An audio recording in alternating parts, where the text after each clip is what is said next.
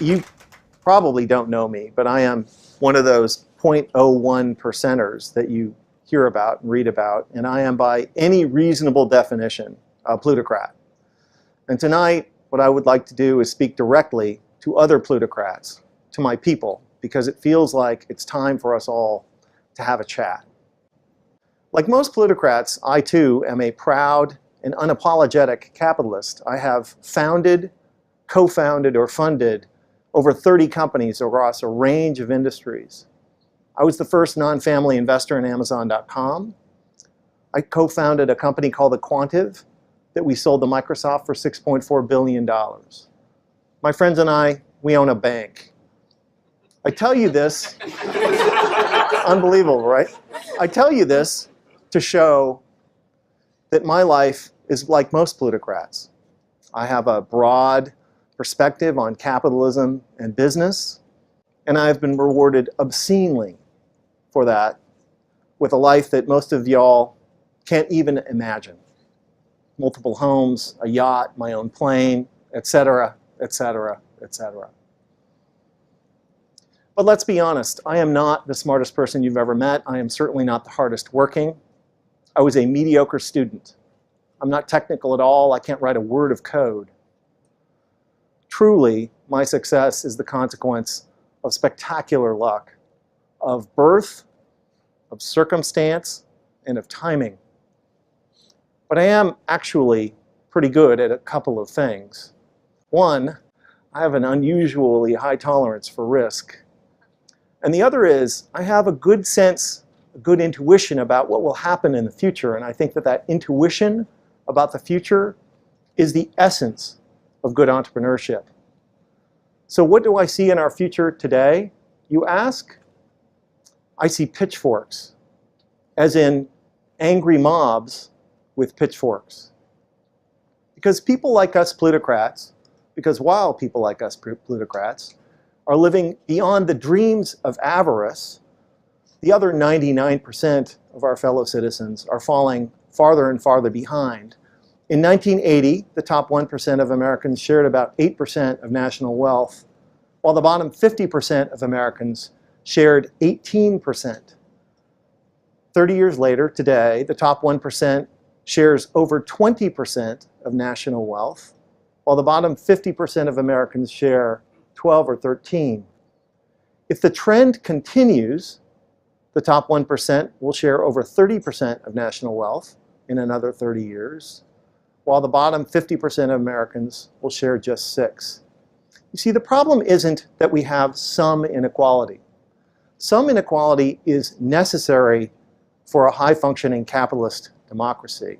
The problem is that inequality is at historic highs today, and it's getting worse every day. And if wealth, power, and income continue to concentrate at the very tippy top, our society will change from a capitalist democracy to a neo-feudalist rentier society like 18th century France.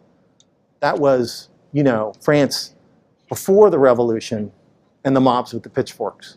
So I have a message for my fellow plutocrats and zillionaires, and for anyone who lives in a gated bubble world.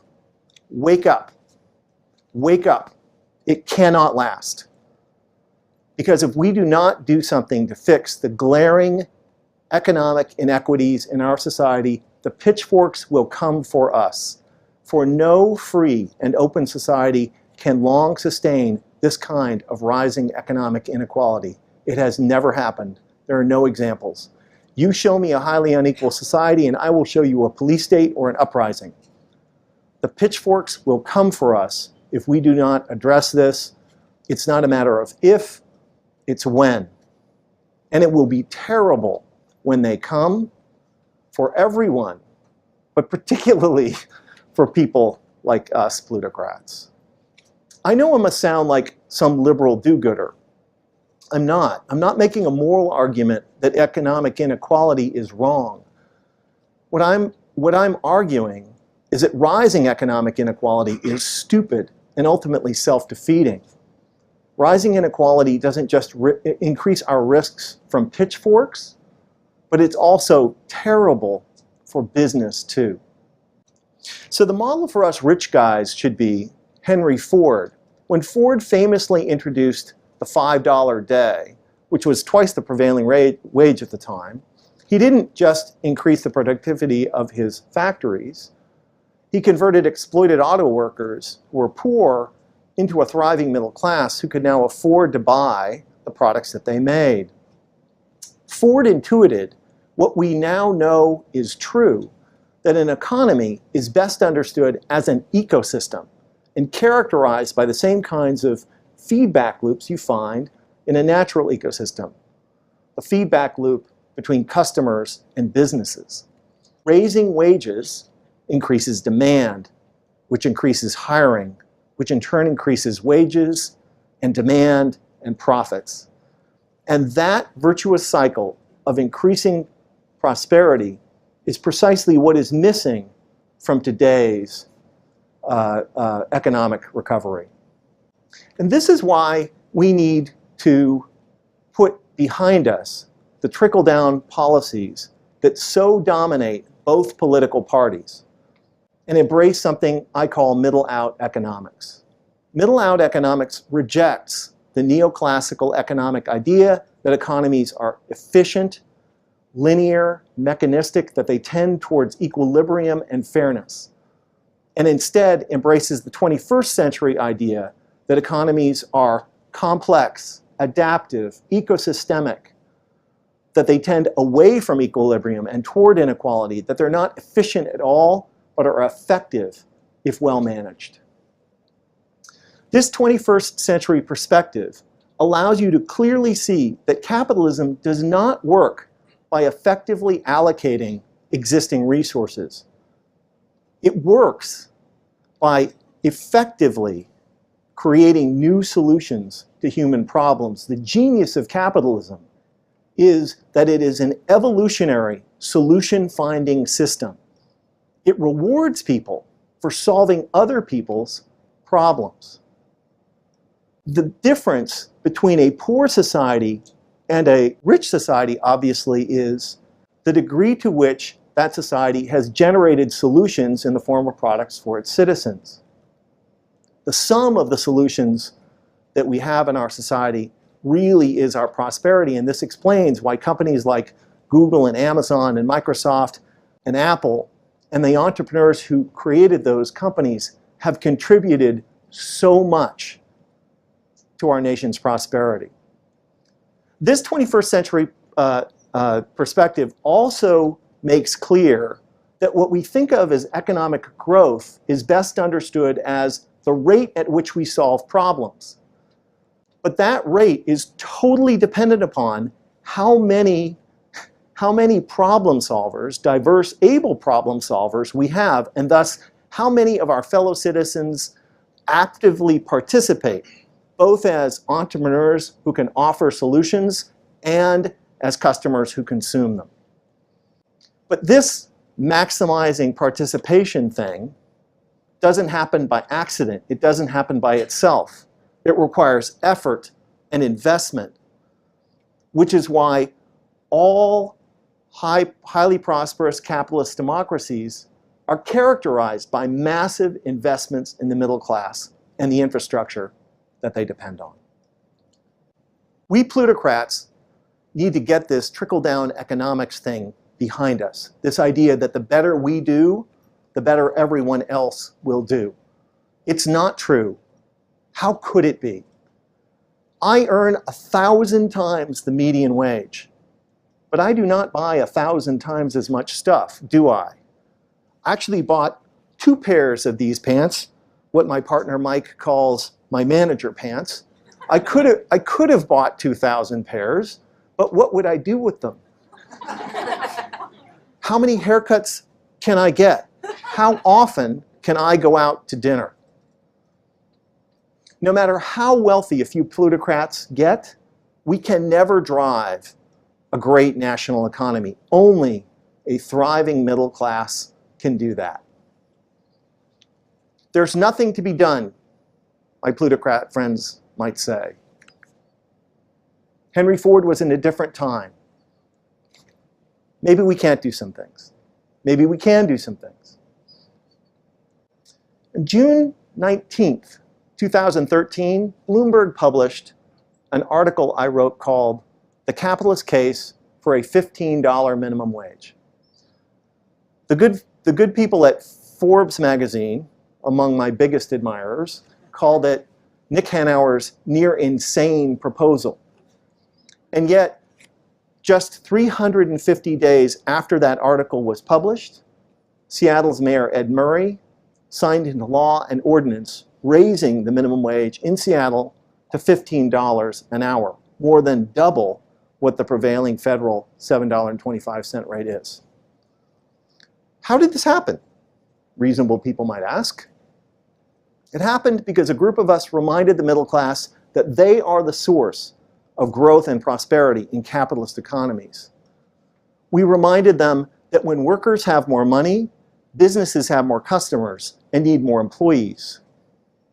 We reminded them that when businesses pay workers a living wage, taxpayers are relieved of the burden of funding the poverty programs like food stamps and medical assistance and rent assistance that those workers need.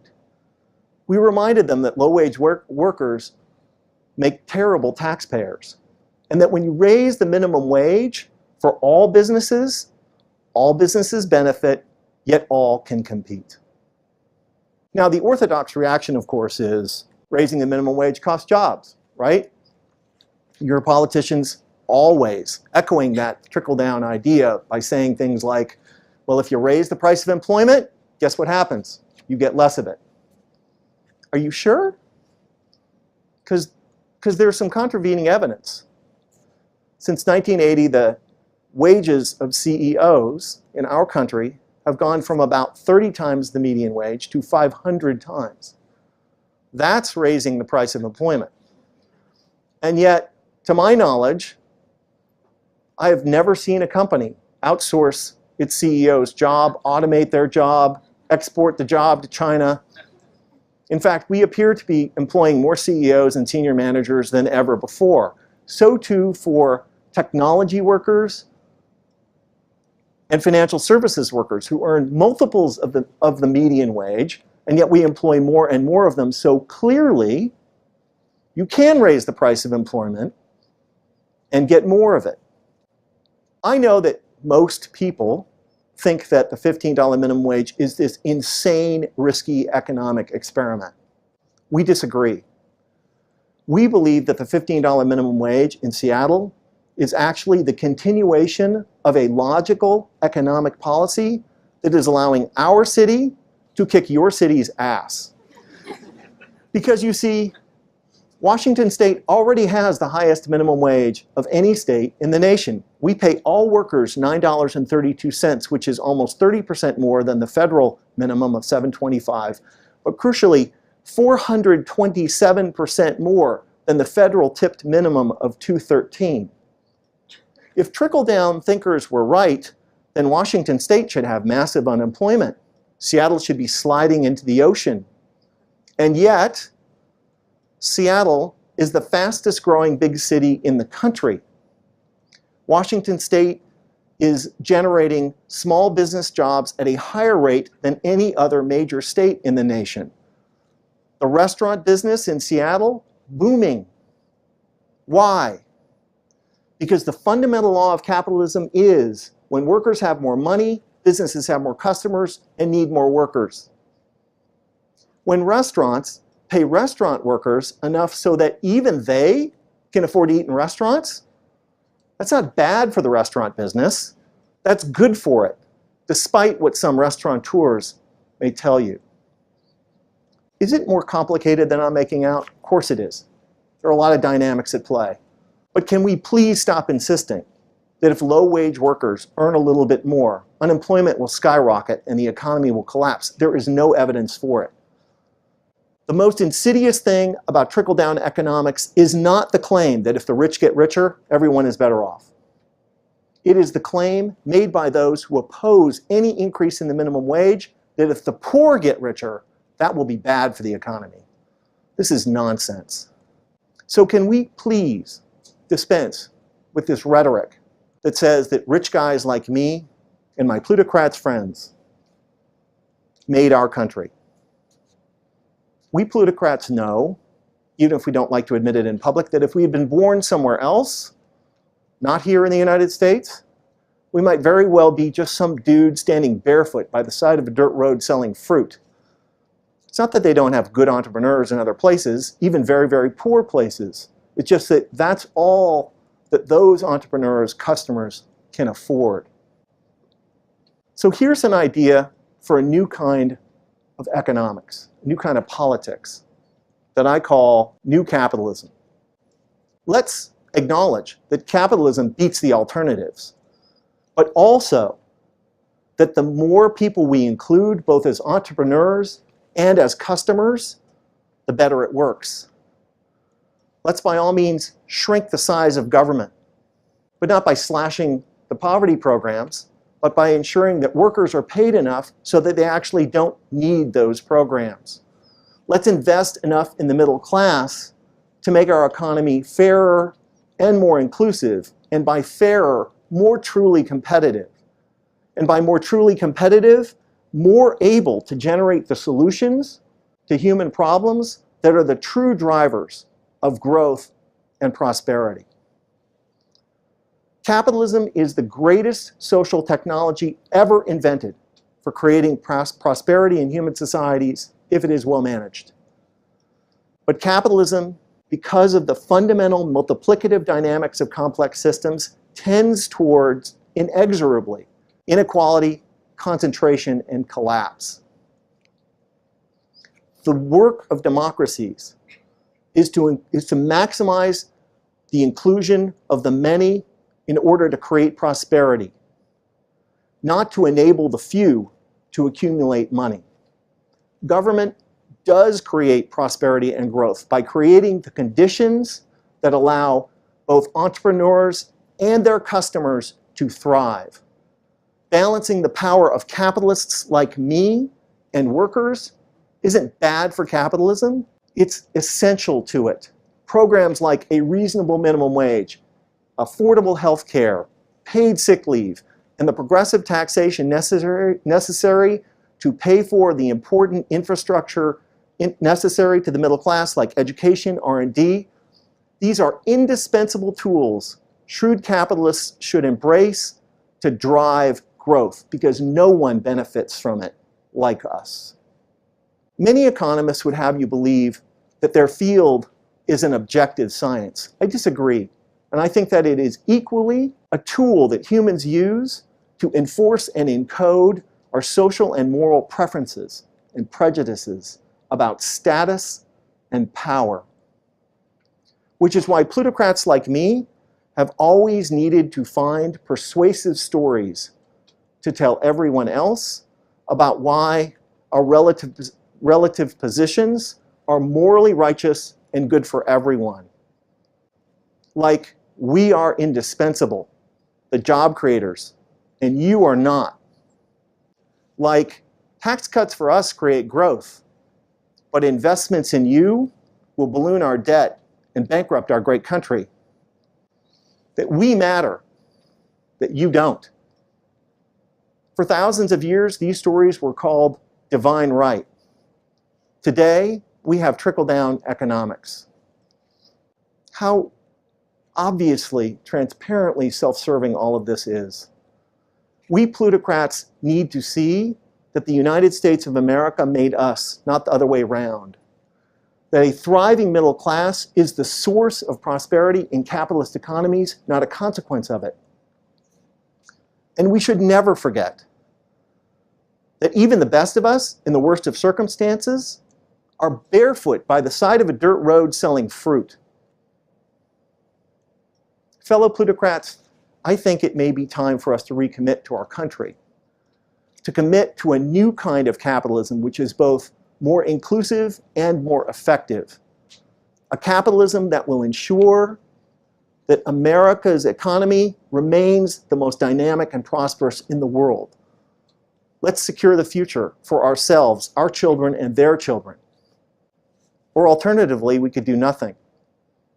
Hide in our gated communities and private schools, enjoy our planes and yachts. They're fun. And wait for the pitchforks. Thank you.